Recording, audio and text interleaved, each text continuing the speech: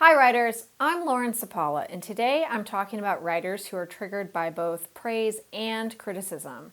Now, this might seem like kind of a weird thing because some of you might not be aware that some writers are triggered by praise, and some of you might not be aware that you are a writer that's triggered by praise. Being triggered by criticism is an easy one. Pretty much everyone is triggered by criticism. We don't like being criticized. It feels bad. We feel rejected. We feel like we made a mistake or did something wrong or we're a failure. That one's a pretty easy one to understand. But the people who are triggered by praise, that's kind of a surprising thing. And writers who are triggered by praise, they tend to be unaware that this is going on for them. They know that they feel uncomfortable with praise, but they don't really know why. So when I say triggered by praise, what does that mean? What do I mean when I say triggered? I mean that it feels scary. It doesn't feel good. It feels like it shuts you down. It feels like it might even make you afraid or nervous. It makes you feel uncomfortable in some sort of like bad or icky way. So if you are listening to this and you're like, oh my God, that's me. Like I feel really weird when someone praises my writing. I feel really weird when someone says, you know, you did this really well, or I like the way you wrote this, or I hope to see more of that. Or even if they ask, you know, what's going on with that book? You were always such a great writer. That's when I feel weird, and I never really realized it before. Chances are likely that you have self-deprecation. Writers with self-deprecation usually were raised in situations where it wasn't safe to be themselves. It wasn't safe to be seen. It wasn't safe to be heard. If they self-expressed in any way, if they were creative in any way or had an opinion or spoke up for themselves, they would be bullied or they would be criticized or belittled in some way. A lot of times this can also happen if the parents just ignored the child, you know, if there was neglect. And neglect doesn't always have to be physical abuse. It doesn't have to be like no one gave me food or clothes. It can be just that my parents sort of treated me like I was invisible or I wasn't there or I wasn't important to them. They had a lot of other stuff going on for whatever reason, and I never felt seen or heard or acknowledged. That can breed self-deprecation as well. Self-deprecation sets a person up to believe that if they keep themselves small, they will keep themselves safe. That's the belief system. That's like the limiting belief system in place. Small equals safe. When you self-express, when you write, if you write a story or you write a poem, you write some sort of essay and you share it with people and they like it and they have a positive response to it, that can make a person with self-deprecation feel very uneasy because it feels like an expectation is being put into place. It feels like that person is saying, oh, this is really good and I expect you to be this good at all times in the future. So you wrote this poem and it's really good. I expect every other poem at all times to reach this standard, to reach this level. And I expect that I'll like every poem just as well as I like this one. So it feels like this expectation being put into place. And expectations are extremely threatening to writers with self-deprecation. Why?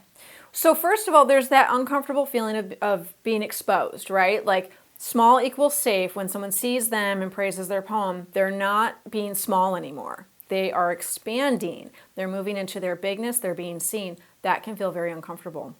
But also that expectation being put into place because writers with self-deprecation believe they will fail. They have very low self-esteem. That's what self-deprecation is. And it feels like, I know I'm a failure. I know I suck. I know I'm totally worthless.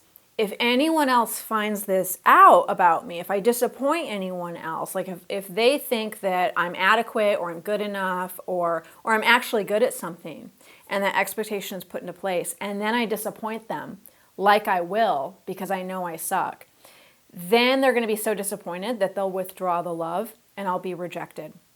So setting an expectation in place for a person with self-deprecation that they will meet or exceed a goal can feel very threatening because then they're like, everyone's going to find out what a loser I am.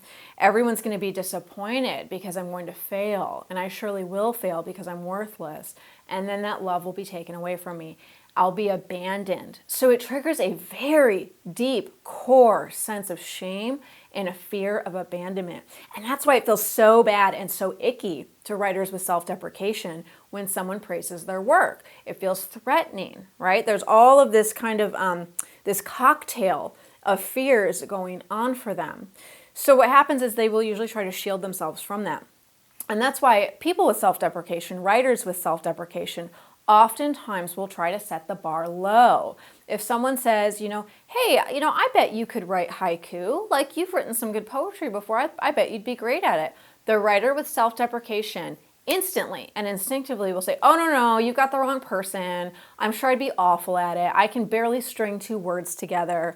They're self-deprecating. The person with self-deprecation cannot take compliments. They cannot receive compliments. Compliments feel very threatening to them. So they will oftentimes deflect, block the compliment, and sort of try to disabuse the person of that notion they have of them. They'll be like, oh no, you've got it wrong.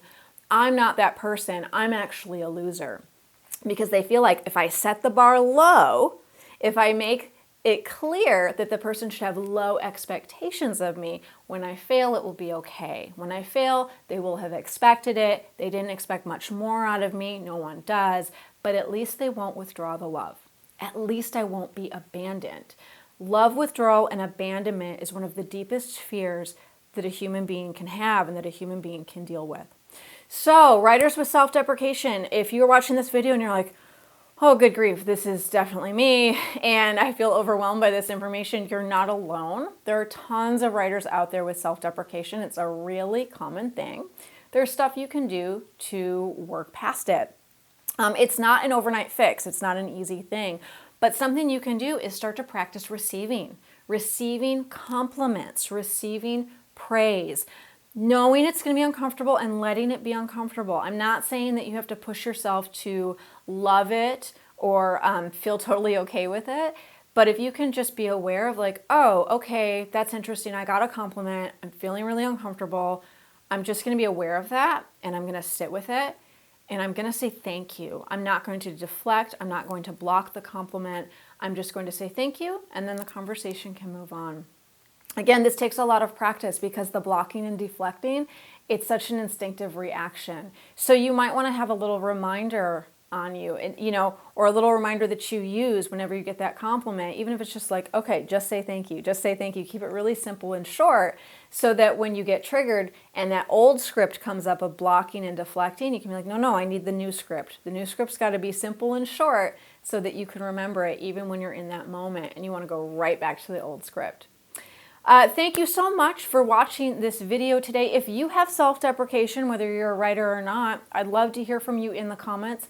I always say it's really helpful to other people to hear the experiences of other writers because so many writers have it in their head that everyone else is J.K. Rowling and Stephen King and has it all together and it's only me that's struggling. So if you're dealing with this kind of stuff too, I'd love to hear about your experience, and I'm sure the other people watching the channel would as well. So please leave a comment in the comments box below. Also, subscribe to my newsletter. You get a free book. You get my free book on marketing for highly sensitive writers. It's called Firefly Magic. It's for people who feel very uncomfortable marketing themselves and marketing their creative work. And also, lastly, please subscribe to my channel. I talk about intuitive stuff. I talk about writing stuff. I talk about energy stuff. I talk about narcissism. I talk about self-deprecation and all the kind of like deep, gnarly psychological issues that INFJ and INFP writers deal with on a daily basis. So if this is you, if you're an INFJ or an INFP writer and you find this helpful, please subscribe to my channel. Thanks so much again, everyone, for watching. I hope this was helpful to you and happy writing.